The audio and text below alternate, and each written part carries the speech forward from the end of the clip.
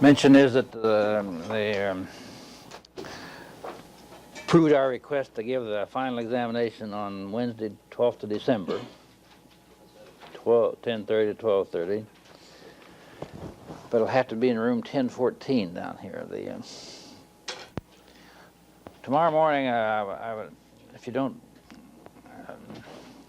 have them normally with you, we should bring in that handout I gave out 3 or 4 or 5 weeks ago having to do with the steps in production of whiskey. So I want to continue to some points about that, particularly the distillation part. And I'll also try to point out a few features about production of whiskey in Scotland and how they differ from the American practice. Well, we haven't too much time left here, but I want to make a few more remarks about the production of cognac brandies. And we had gone through certain aspects of that, and I don't remember exactly where we got stopped, but I think we'd mentioned that the wine is made in a rather simple fashion, from pressed juice, using natural fermentation and no sulfur dioxide in most cases. The experiment station in cognac recommends the use of sulfur dioxide only in the case of where you have damaged fruit, such as mold-infected fruit.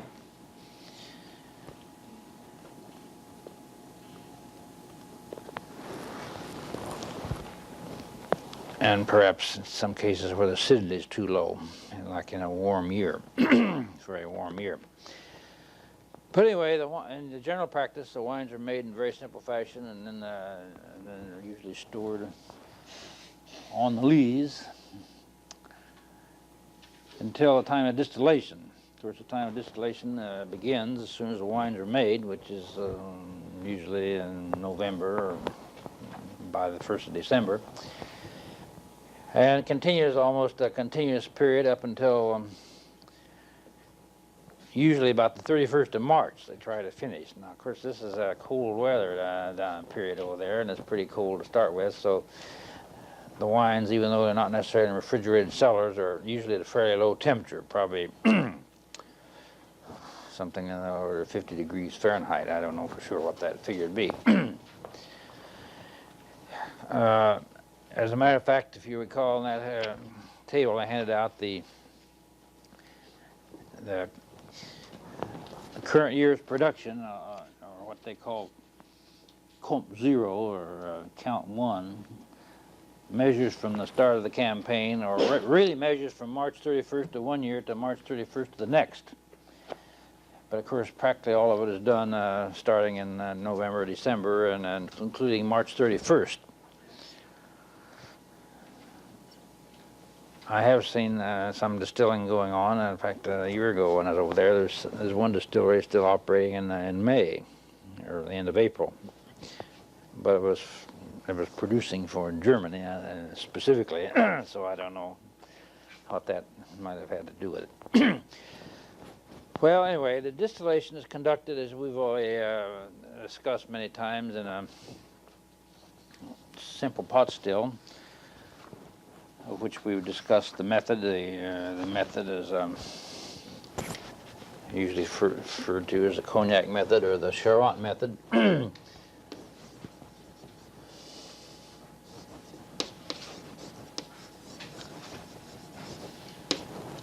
And I don't know where I pointed out, but the word Charente is the name of the geographical department, or rather the Charente district is comprised of the department of Charente and Charente-Maritime. Geographical departments. They correspond to counties or states, I guess states.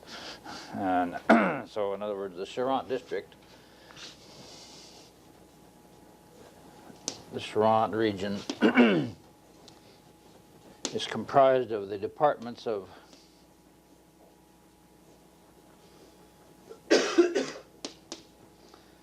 Charente, which includes the area near Cognac and more or less to the east there, and then Charente-Maritime,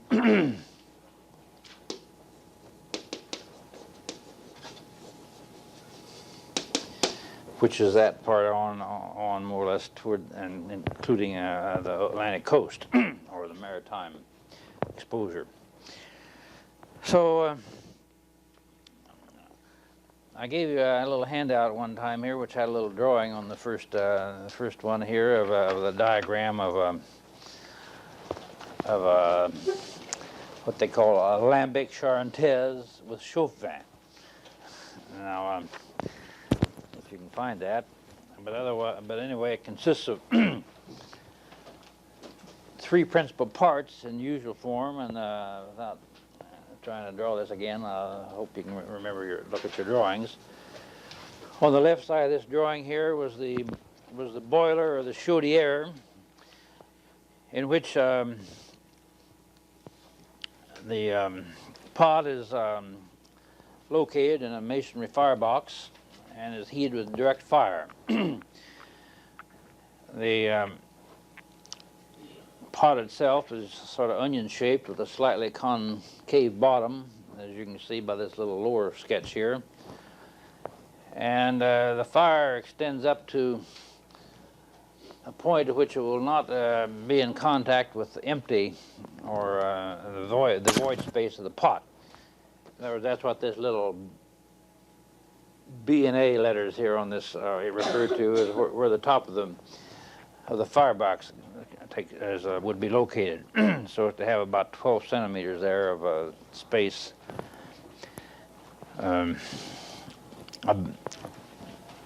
between the bottom of the pot and the top of the firebox.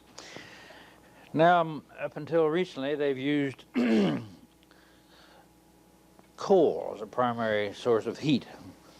And it used to be, several years ago when I was there, that was a sole source of heat, and they would bring in blocks of coal. It was really, apparently it had been sort of ground up and then compressed into sort of briquettes so that they were uniform blocks.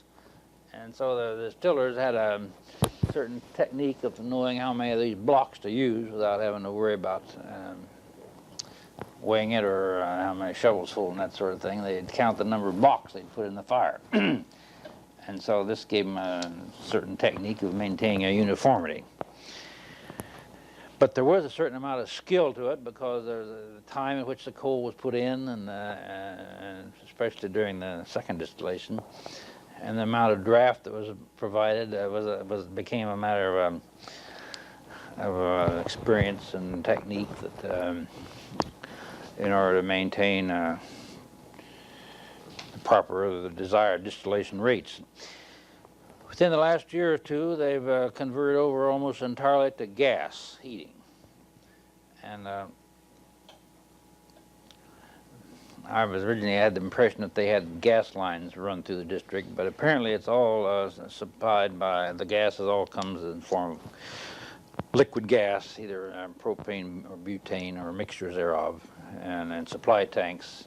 But anyway, it's used as a heating medium now. Most of the earlier pots, of course, had grates in them for the fire and so on, so they were able to convert those over. Now almost all the new construction is provided with arrangements for, specifically arranged for gas. And in a moment I'll pass around a little magazine here which shows some pictures of some of the old and some of the new construction. But to continue a little bit with this sketch here to complete the picture of it, the next part here is called a chauffe-vin, or the wine preheater. And the purpose of that is to preheat the wine for the succeeding charge up to a certain moderate temperature in order to conserve on heat. This little tank up here that's sitting up, and it's always obvious in the pictures, it has exactly the same capacity as the pot. So that at the end of the run, when the pot is emptied, the vinasse or the residue, well, then they can drain. They can open this cock and it drains in completely, and it just fills the pot to the proper level. Now, it's recommended that the wine not be preheated higher than about 45 degrees centigrade. And in order that this can be stopped at that point, there's always a three-way cock in this vapor line passing over to the condenser, so that after the temperature's up to the desired level, they turn the cock and it bypasses the vapor around the back of it. And not shown in this diagram, but in order to prevent further heating of the wine in that tank. And then, of course, the vapor goes directly into a coil-type condenser, which is called a serpentine, and simply immersed in a tank of water, cooled with water. And it's as simple as that. Maybe I should point out that there are some distilleries that did not use a chauffin or preheater. This was particularly the practice in the Grand and Petit Champagne, the ones that are generally most highly regarded and command the highest price. I think the general practice there was to not use a chauffin or a preheater. Well, apparently with the impression or the feeling that this preheating the wine caused a certain amount of degradation. After all, it might be heated up to 45 degrees and held there for 8 or 10 hours before it was actually run into the pot. So that was considered to be by some a little degrading treatment as far as the quality of the wine and the brandy therefrom. Now I might say that up until a few years ago, 5 and 10 hectoliters was a sort of typical capacity, with 15 about the largest. Now, as we point out, the production of cognac is undergoing a boom and planting of new vineyards, and an attempt to produce larger volumes, larger quantities of the cognac, and more efficiently of time and labor and energy. So the sizes are increasing, and apparently 15 hectoliters would be a fairly typical size, but I've been told that there are some now made as large as 100 hectoliters that are used for the heating of the wine of the first distillation, but not used for the second distillation. That there is some still limit for the second distillation of about 25 hectoliters. That's my impression. Anyway, there's every once in a while you see some pictures of some very elaborate, actually beautifully constructed equipment. It's cared for with loving care. Obviously, they keep it shined and polished, and as if it's very proud of their equipment. And some of the new installations, such as shown here, which really shows the backside of a whole series of pots. All the equipment there, brass parts, are always kept bright shine, and looks like it's that they're very proud of their equipment. Here's another picture of a room of a new one. This is the manufacturer, and shows a number of pots here, and you see that they're sort of faced with a solid sheet metal, usually stainless steel or some other type of decorated metal. And of course, these are designed for heating with gas. In this particular case, in the bulk of these, you do not see any chauffin. Here's the pots on this side, and here's the condensers on this side. Most of them are connected directly with the pipe. Although way back in the back here, you see one chauffin tank sitting up in the middle. These are all copper, right? Yeah, they're all copper. The statements say this should be electrolytic grade copper, high quality copper. So where I've got this magazine with the paper clips, you might glance through it and see some of the different designs. The first one here is one of the old ones, would be one of the old type stills, and pass that around as we keep on. Well, as we've pointed out before, the technique of distillation involves 2 successive distillations, and And perhaps it'd be worthwhile to write down once on the board here the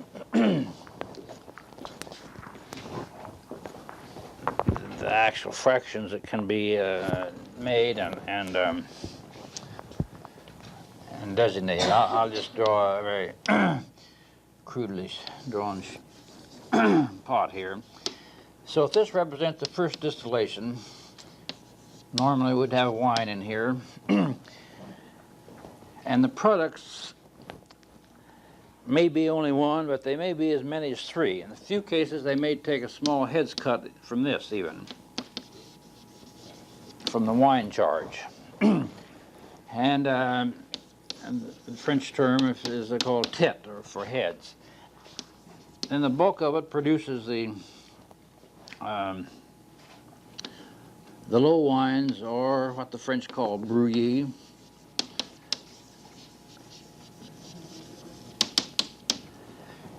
And in some cases, they take a tails, they make a cut, or cut before all the alcohol's over from the low wines tank into a tails, or what the term they use is Q-U-E-U-E, pretty hard to pronounce, and or the.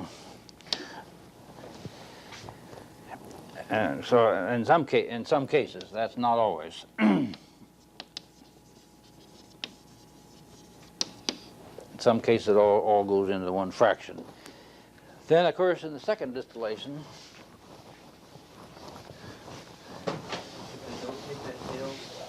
sometimes they do, and sometimes they don't from this first charge. If they don't, they'll still go down to the same concentration alcohol. One of the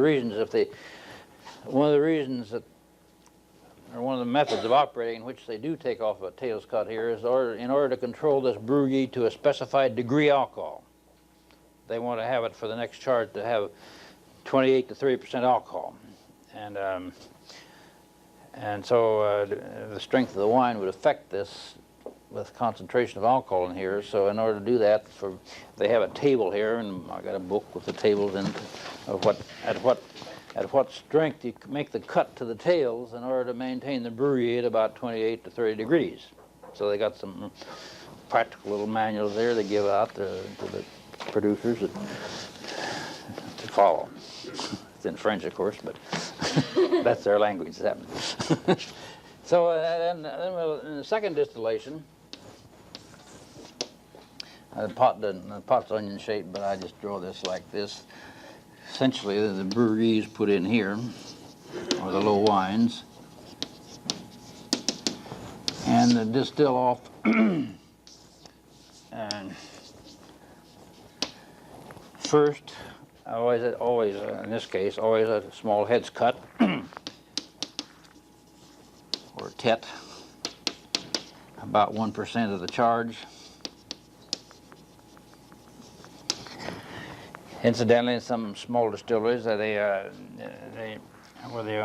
use the same pots for both types of distillation. Of course, they 3/4 of the time they'd be using it for wine, because it takes three charges of wine to make one charge of low wines, because you get about 1/3 of the volume in the first distillation.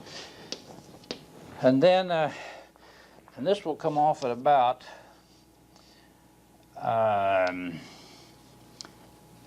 75 to 80% alcohol. Typically around 156 proof or 158 proof in our practice.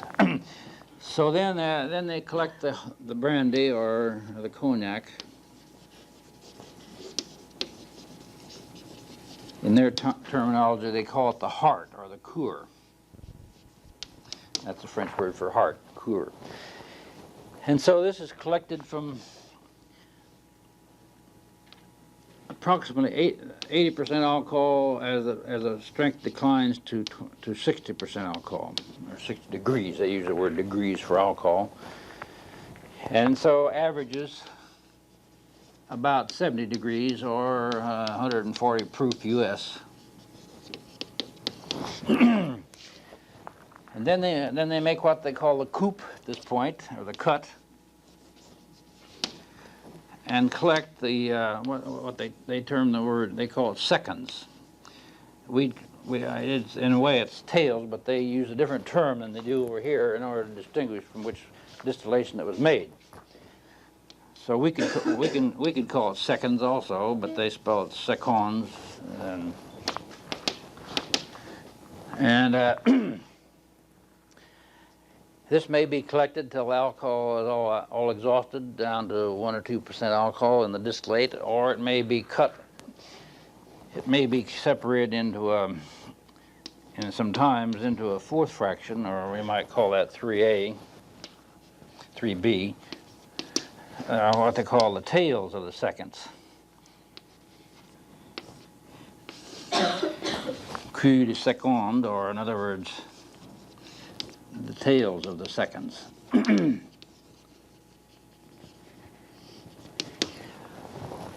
So then, of course, the variations in the techniques that are used have to do with the manner of recycling here of these secondary fractions.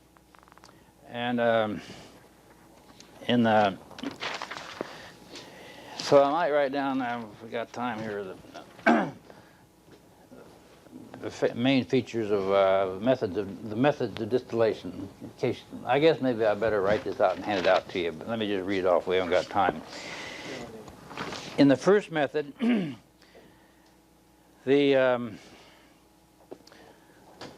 seconds are recycled with the brouillis in the subsequent charges, and there's no cul de seconds, tails of the seconds collected. But in this particular first case, they do make a cut here, or a coupe, during the first distillation when the brouillis gets down to about 28 or 30 degrees, and then they collect the dilute tails there. And the objective then in that first method is to get a precise concentration of alcohol in this. In the second method that's sometimes used, which produces a brouillis or low wines of variable percent alcohol depending upon the wine,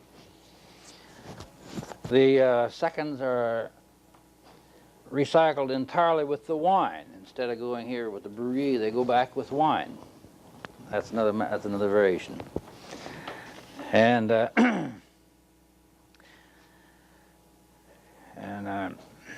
then, of course, there are combinations of it, and that's when it becomes a little confusing as to know what it is. In some cases, as an intermediate case, they collect the seconds and the tails of the seconds, and they recycle the seconds with the brouillis, and the low alcohol tails of the seconds with the wine in subsequent wine, which is logical because they're closer to the end of the percent alcohol. Well, the product then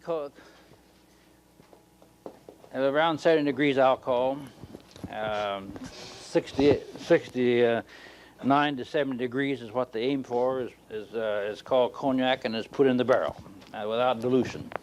And the aging process begins.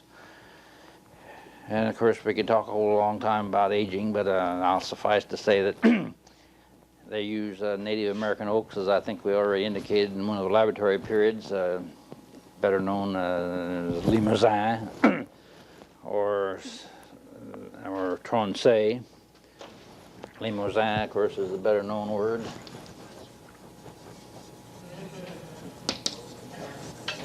Or another forest in the same general region is called Tronchet.